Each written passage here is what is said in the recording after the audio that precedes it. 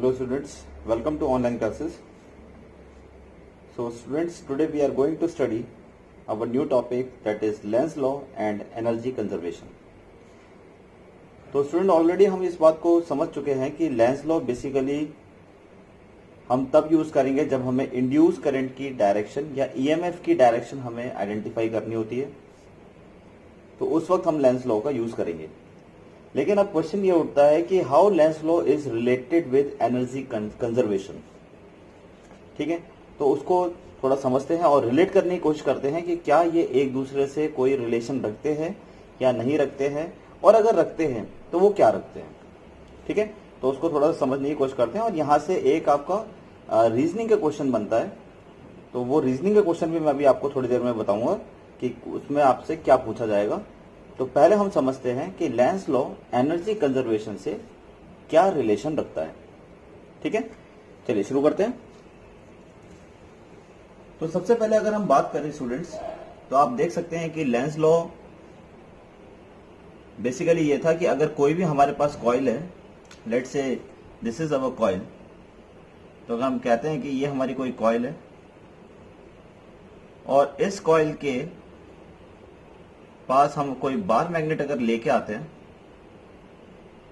If we take a bar magnet near its end, तो जिस तरीके से बार मैग्नेट को लेकर आते हैं, तो लेंस लॉ ये कहता है कि इस कॉइल के अंदर जो ईएमएफ जनरेट होगा वो जिसकी वजह से प्रोड्यूस हो रहा है उसको अपोज करने के लिए जनरेट होगा। यानी कि अगर ये नॉर्थ पोल इसकी तरफ आने की कोशिश करेगा तो ये कॉइल इसको दूर भगाने की कोशिश करेगा, तो इसके साइड जो है वो नॉर्थ पोल जनरेट होगा, जिसकी वजह से करंट की डायरेक्शन कुछ इस तरीके से एंटी क्लॉकवाइज हम निकाल सकते हैं। ऑलरेडी प्रीवियस क्लास में हमने किया था कि उसमें रूल हमने जो यूज किया था वो क्लॉक रूल किया था।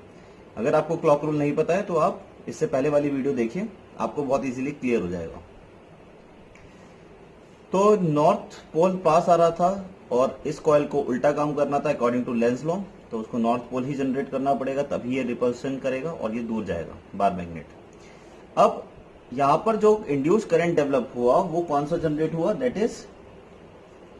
Is anti clockwise. ठीक है, तो एंटी क्लॉकवाइज डायरेक्शन में ये जनरेट हुआ।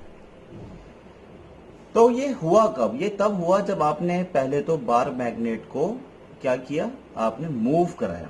अगर सपोज मैं ये एरो नहीं लगाता, ये मूवमेंट नहीं होता, there will be no relative motion between this coil and the bar magnet, तो यहां पर कोई भी ईएमएफ जनरेट नहीं होता।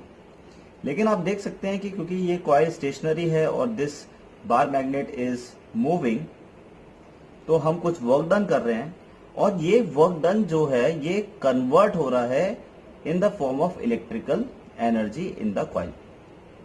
तो ये कंजर्वेशन हो गया, क्योंकि according to energy conservation, energy can neither be created not be destroyed, it can be transfer from one form to another. यानी कि एनर्जी ना ही पैदा की जा सकती है और ना ही इसको डिस्ट्रॉय किया जा सकता है, खत्म की जा सकती है। इसको हम क्या करते हैं, एक फॉर्म से बस दूसरे फॉर्म में कन्वर्ट होती है। यानी कि यहाँ ये जो बार मैग्नेट वर्क डन कर रहा था ये कन्वर्ट हो रहा है किसमें, इलेक्ट्रिकल एनर्जी में। तो ये जो लेट्स से इफ आई से the work done is W, तो this W is converted into electrical energy, तो एनर्जी कंजर्व हो रही है। इसीलिए लेंस लॉ जो है वो एनर्जी कंजर्वेशन को ओबे करता है। यहां से ये बात भी निकल के आती है, क्योंकि ये बात साफ है कि अगर ये बार मैग्नेट को अगर हम मूव नहीं कराते, ये स्टेशनरी रहता, लेट से कुछ इस तरीके की अगर हम सिचुएशन की बात कर रहे हैं कि अगर मैं ऐसा बोलता हूं कि लेट से ये आपके पास कोई कॉइल है, ठीक है, let's say this is your coil and this is your bar magnet, north pole and south pole, and both are at rest, और हम ये कहें कि बोथ आर एट रेस्ट या both are moving with velocity v, same velocity से v, तो इन दोनों के बीच में गैप हमेशा सेम रहेगा। अगर गैप सेम रहेगा, रिलेटिव मोशन जीरो रहेगा, रिलेटिव वेलोसिटी जीरो रहेगी, तो इसका मतलब इस कॉइल के अंदर ईएमएफ कितना जनरेट होगा, जीरो। तो द थिंग इज दैट कि आप जब तक वर्क डन नहीं करेंगे, जब तक आपने इसको मोशन में नहीं लेके आएंगे रिलेटिव टू अनदर कॉइल, तब तक दूसरी कॉइल के अंदर एनर्जी जनरेट नहीं होती है, और एनर्जी उतनी ही जनरेट होती है जितना आप वर्क डन करते हैं। जितना आप इसको इस कॉइल की तरफ लेके आएंगे, उतना इलेक्ट्रिकल एनर्जी इसके अंदर प्रोड्यूस होगी, ईएमएफ जनरेट ज्यादा होगा। यही हमारा लेंस लॉ और एनर्जी कंजर्वेशन रिलेशन है।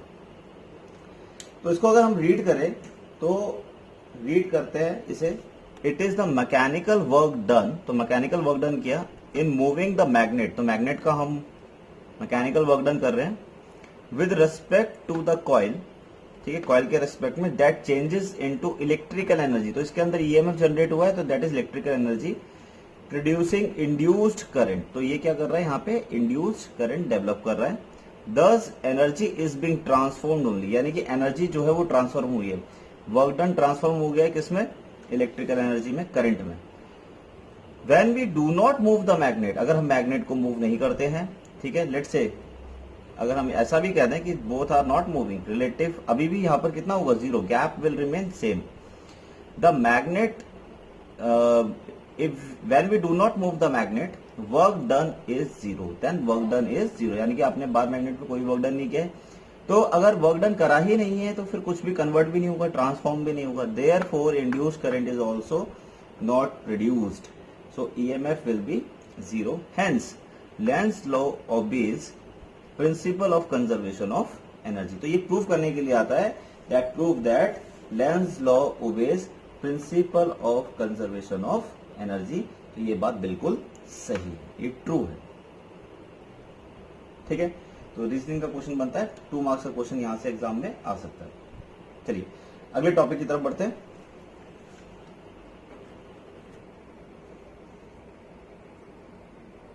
Okay, next student, methods of producing induced EMF. EMF को आप किस तरीके से कॉइल के अंदर प्रोड्यूस कर सकते हैं, what are the various methods.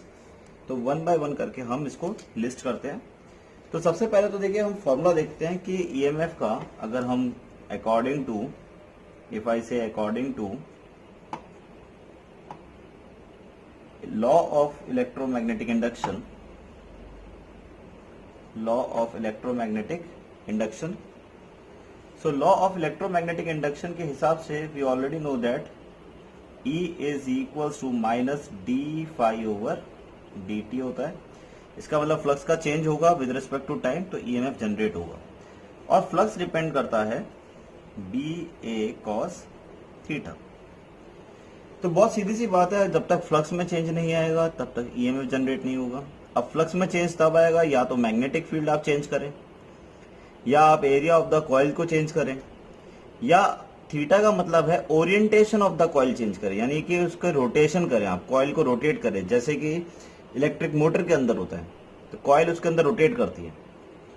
तो फर्स्ट आ जाता है हमारा नंबर 1, अगर हम यहाँ पे लिखना चाहें तो number 1 is by changing the magnitude of, bye changing the magnitude of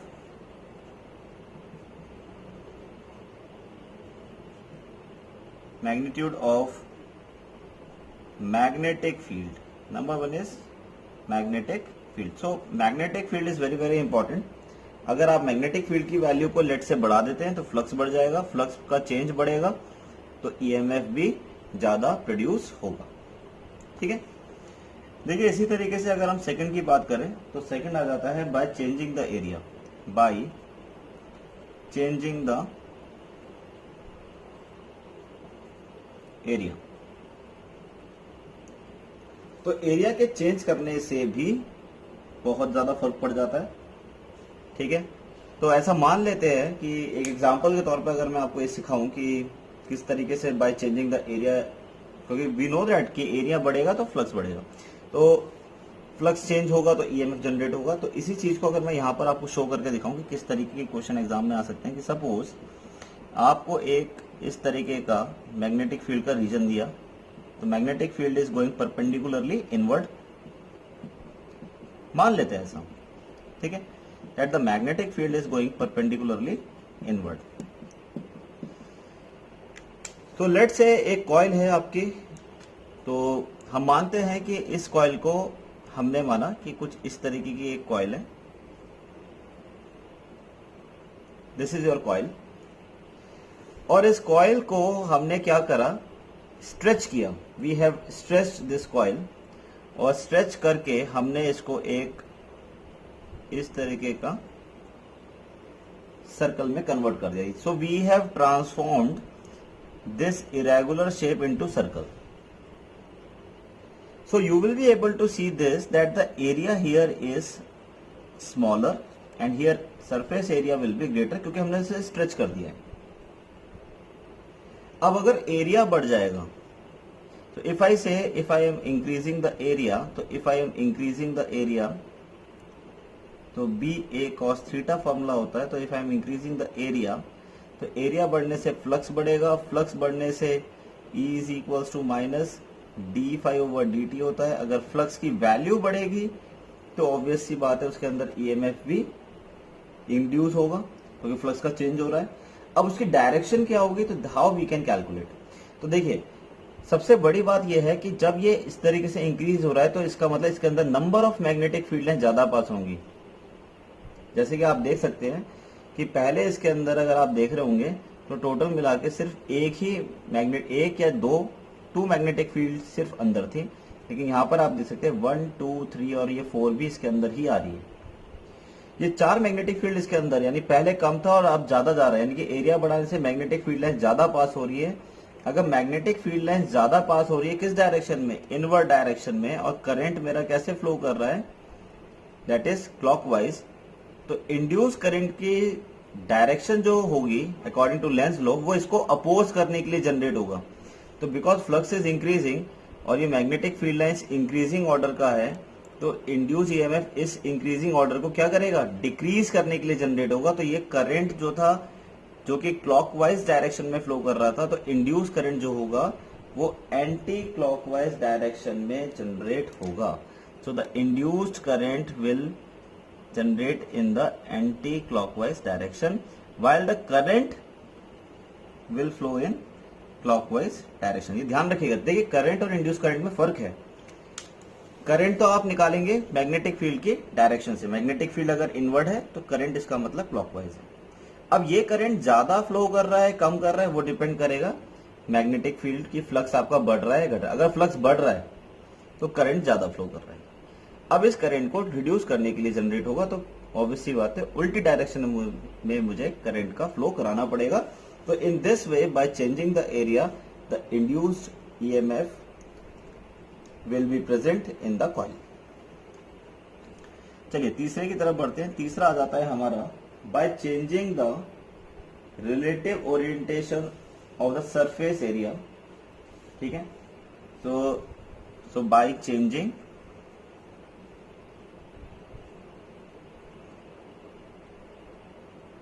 the relative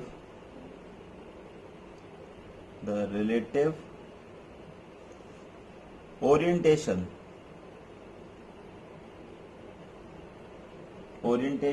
of the surface area, or you can say of the coil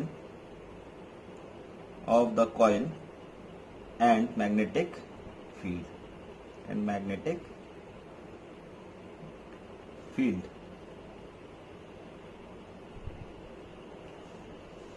तो it is represented by theta. So theta is also very very important. देखिए कैसे, इसका बहुत अच्छा example मैं अभी आपको यहाँ पे शो करके दिखा सकता हूँ। लेट से मेरे पास ये एक कॉइल है, ठीक है, दिस इज माय कॉइल। तो आप देख सकते हैं कि अभी हाल फिलहाल में इस कॉइल के अंदर से 4 मैग्नेटिक फील्ड लाइंस पास हो रही हैं। अब अगर मैं ये कहता हूं कि मैं इस कॉइल को रोटेट करता हूं, so let's say if I rotate this coil like this, ऐसे रोटेट करता हूं, तो आप देख सकते हो कि अब इसके अंदर से सिर्फ कितनी पास हो रही है, 2। फिर मैं ऐसा एक टाइम ऐसा भी आएगा कि इसके अंदर से मैग्नेटिक फील्ड लाइंस कितनी पास होंगी, 0। फिर आप देखेंगे कि यहां पर आके फिर 2 हो गई और फिर इसके बाद 4 हो गई, यानी कि पहले ज्यादा थी, फिर जैसे जैसे ओरिएंटेशन बढ़ता गया वैसे वैसे मैग्नेटिक फील्ड लाइंस कम होती गई, 90 डिग्री पर 0 हो गई और फिर उसके बाद दोबारा इंक्रीजिंग होनी शुरू हो गई, फिर 2 एंड देन दोबारा 4। तो कुछ इस तरीके से आप देख सकते हैं कि मैग्नेटिक फील्ड की वैल्यू चेंज हो रही है, और अगर मैग्नेटिक फील्ड की वैल्यू बढ़ती घटती है तो फ्लक्स बढ़ता घटता है, और फ्लक्स में चेंज आएगा तो ईएमएफ इंड्यूस होता है। और यही हमारी हेडिंग थी, methods of producing induced EMF. Okay, so I hope ये सभी को क्लियर है कि किस तरीके से इसको हमें करना है. तो in the next class we are going to study some more topic and some derivations. तो किस तरीके से हम मोशनल ईएमएफ को कैलकुलेट कर सकते हैं, उसकी वैल्यू कितनी होगी.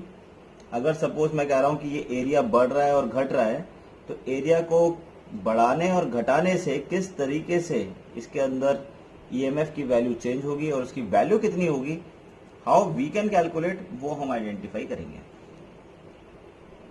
ठीक है, तो इसे नोट डाउन करेंगे. Thank you.